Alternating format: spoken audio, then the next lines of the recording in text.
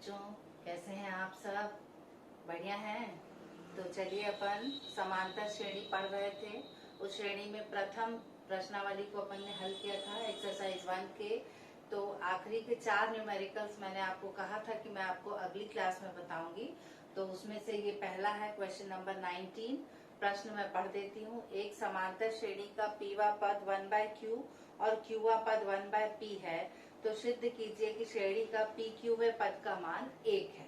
तो आपको प्रश्न के हिसाब से दिया है, देखिए यहाँ पर पीवा पद दिया 1/q और क्यूवा पद दिया है 1/p।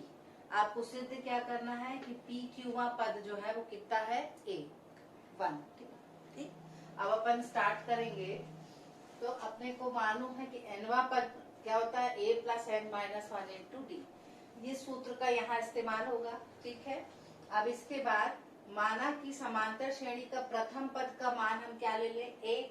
भाई ये श्रेणी दी हुई है ना, तो मान ले लिया अपन ने प्रथम पद का 1 और समांतर का d। ठीक है, जो अंतर है उसका d ले लिया।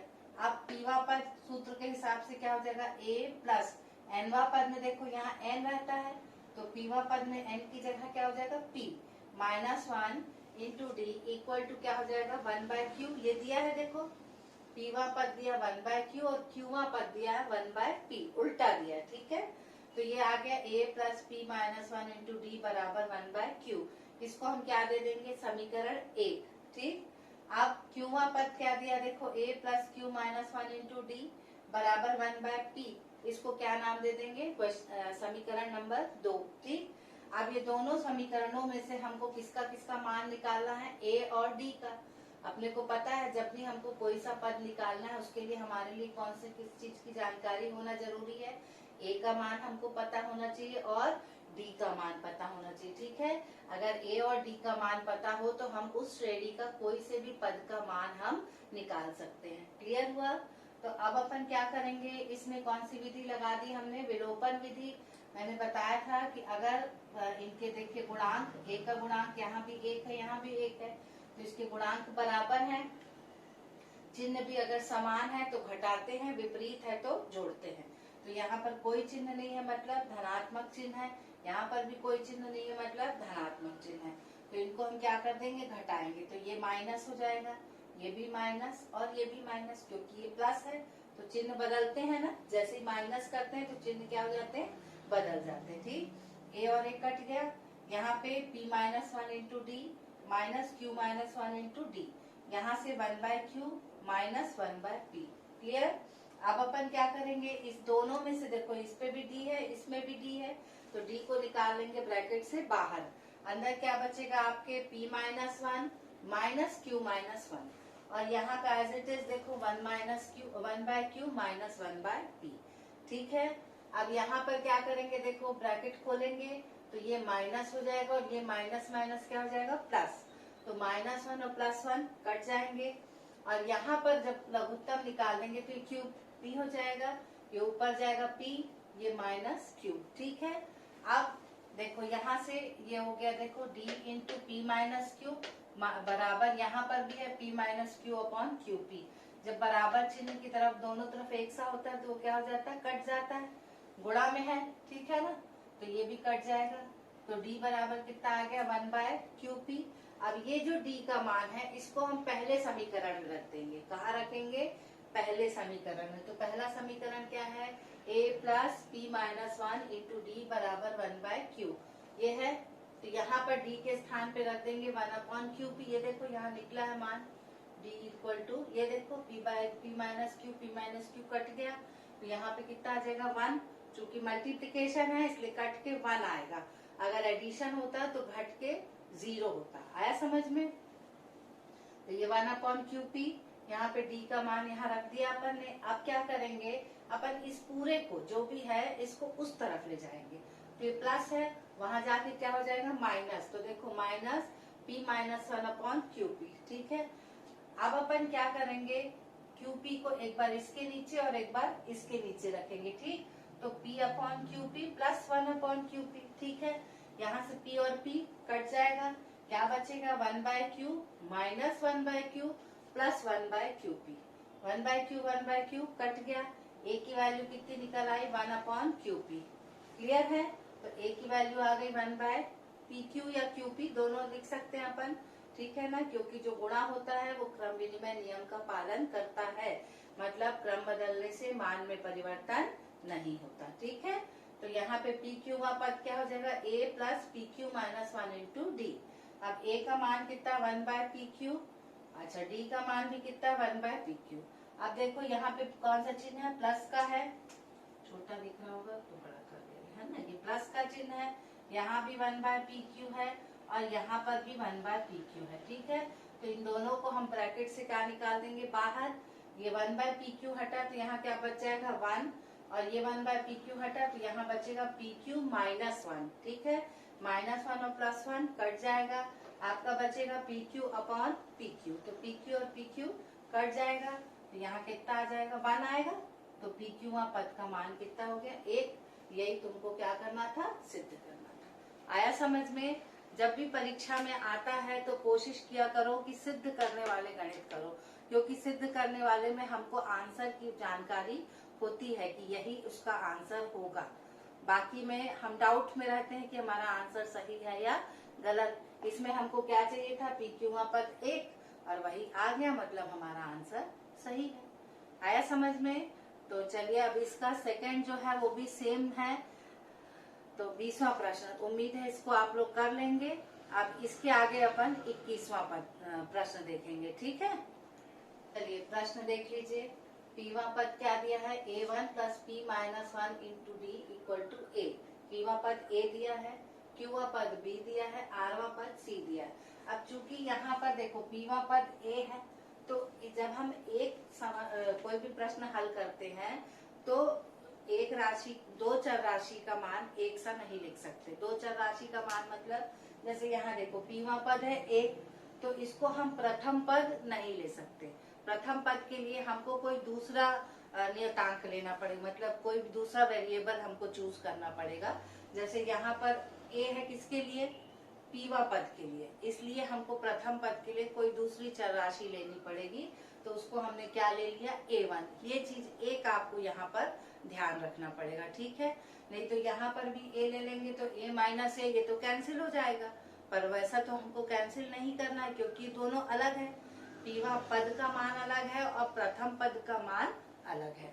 तो यहाँ पे प्रथम पद की जगह हम ले लेंगे A1 plus P minus 1 into D equal to A। क्यूवा पद को लेंगे A1 plus Q minus 1 into D equal to B। आरवा पद है A1 plus R minus 1 into D बराबर C। अब ये तीन समीकरण हो गए अपने पास। हमको क्या सिद्ध करना, देखो A into Q minus R plus B into are minus P plus C into P minus Q बराबर 0। ठीक, तो हम इसमें देखो A B C को नहीं देखेंगे, हम इसको देखेंगे Q minus R, R minus P, P minus Q. अब हमको Q माइनस R चाहिए, तो Q कौन सा है, देखो ये वाले समीकरण से मिलेगा। अपन इनको नाम दे देते हैं ना, पहला, दूसरा और तीसरा। तो Q माइनस R चाहिए, क्या चाहिए हमको, Q माइनस R। तो हम यहाँ पे लिखेंगे समीकरण 2 से किसको माइनस कर देंगे, हम समीकरण 3 को। ठीक, तो देखो पहले 2 लिखे फिर 3 लिखे, माइनस किए तो A1 और A1 कट जाएगा। यहाँ पे देखो Q माइनस 1 इंटू डी, ये माइनस प्लस का माइनस होता है ना, चिन्ह बदलता है, जब माइनस होता है तो ये माइनस हो गया, फिर R माइनस 1 इंटू डी और ये B माइनस C। ठीक है, अब इसमें से क्या कॉमन निकलेगा, D बाहर जाएगा, अंदर क्या बचेगा Q माइनस 1, ये माइनस अंदर जाएगा तो minus R minus minus plus, minus 1 plus 1 cancel, equal to क्या हो जाएगा B minus C। D into हो गया Q minus R equal to B minus C। तो Q माइनस R हमको किसकी वैल्यू निकालनी थी, Q माइनस R, तो Q माइनस R को यहाँ छोड़कर D को नीचे ले आएंगे, तो ये क्या हो जाएगा Q minus R equal to B minus C upon D। ठीक, अब अपन इसको ये क्या निकालना, देखो R माइनस P, तो R ये है और P ये है, तो 3 माइनस 1 करेंगे, क्या करेंगे अपन 3 माइनस 1। तो 3 पहले लिख लिया अपन, A1 plus R minus 1 into D equal to C, और ये A1 plus p minus 1 into D बराबर a। माइनस करें, ये माइनस, ये माइनस, ये माइनस, ये कट जाएगा, ये आएगा r minus 1 into D minus p minus 1 into D बराबर c माइनस a। ठीक है, अब यहाँ पे क्या करेंगे, d को बाहर कर देंगे, अंदर बचेगा r माइनस 1, ब्रैकेट ओपन होगा, minus p plus 1 equal to यह c माइनस a। माइनस 1 और प्लस 1 कट गया, ये आएगा आपका d into are minus P बराबर c माइनस a। ठीक, तो यहाँ से ये आ जाएगा r माइनस पी बराबर c minus a upon D. ये किसका मान आ गया, r माइनस पी का। ठीक, अब इसी तरह से दोनों से देख लेंगे और जब तीसरा सॉल्व करेंगे तो वो भी मान आएगा आपका p माइनस क्यू। तो p वाले में क्या है, a minus B upon D. ठीक, ध्यान देख लो यहाँ पे Q वाले में क्या है, देखो B, तो यहाँ B आ गया, R वाले में क्या है C, तो यहाँ C आ गया, अपॉन D है ये। उसी तरह यहाँ पे देखो R वाले में है C, P वाले में है A, तो C minus A upon D। उसी से मैंने इसको लिख लिया P minus Q equal to A minus B upon D.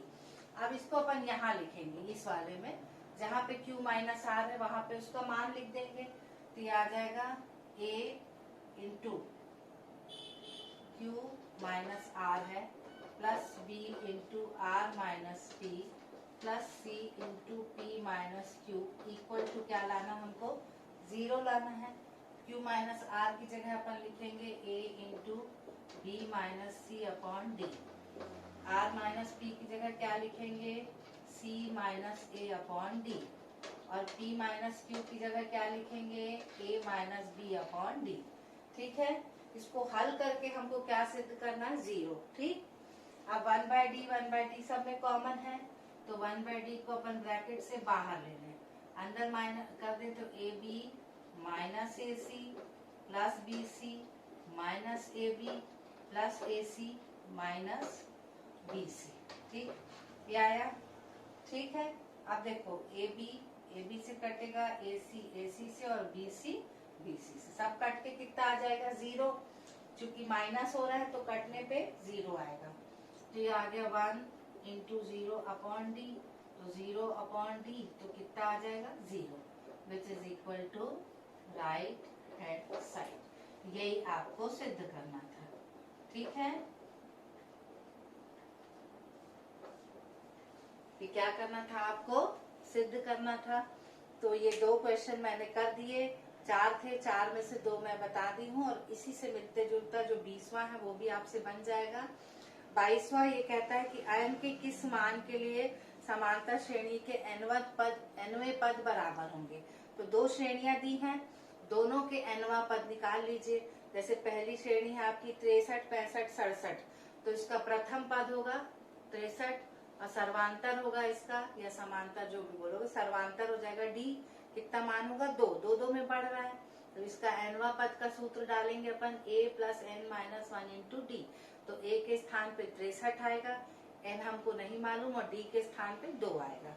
दूसरी श्रेणी है 3, 10, 17 है ना, तो प्रथम पद आएगा 3, 7 अंतर है इसका, देखो द्वितीय पद माइनस प्रथम पद करोगे तो 7 आ जाएगा, तो d का मान आ गया 7, तो इसका वो हो जाएगा अपना 3 प्लस n माइनस 1 इंटू 7। और दोनों समीकरणों को क्या हम कर देंगे, बराबर करेंगे और हल निकाल लेंगे। आया समझ में? तो इसके साथ n का मान दोनों को हल करने से अपने को निकल जाएगा और वही इसका आंसर होगा। ठीक, तो इस प्रश्न के साथ ये प्रश्नावली आपकी समाप्त होती है। उम्मीद है ये प्रश्न आपको समझ में आए होंगे, नहीं आएंगे तो 1-2 बार आप वीडियो को पीछे कर देख लेंगे तो आपको समझ में आ जाएगा। इसके आगे अब अपन पढ़ेंगे समांतर माध्य, तो उसके लिए अपन अगली क्लास में देखेंगे उसको, समांतर माध्य को। तो आप इन चारों प्रश्नों को अपनी कॉपी में कंप्लीट कीजिए, और जो मैंने करके दिया है उसको भी समझ के एक बार फिर से आपको करना है। तो फिर अगली क्लास में अपन मिलते हैं समांतर माध्य एक नए टॉपिक के साथ। तब तक के लिए बाय, टेक केयर।